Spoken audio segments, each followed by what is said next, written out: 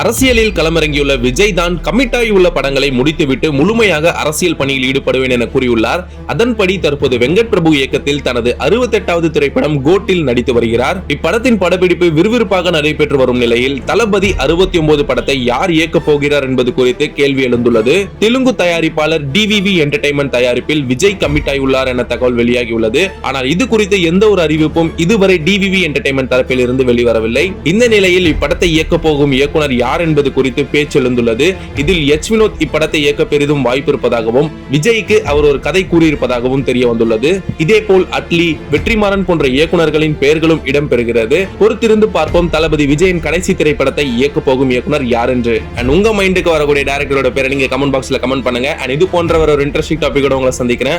நம்ம சேனலை சப்ஸ்கிரைப் பண்ண மறக்காம சப்ஸ்கிரைப் பண்ணுங்க for interesting videos. Facebook, Instagram, YouTube உங்க பிசினஸ் ப்ரோமோட் பண்ணுமா? பேனர் டிசைன் பண்றதுல இருந்து ப்ரோமோட் பண்ற வரைக்கும் நாங்க பாத்துக்கிறோம். One stop solution. All right, Media Works. இத பத்தி உடனே தெரிஞ்சுக்கணுமா? ஃபோன் பண்ணுங்க.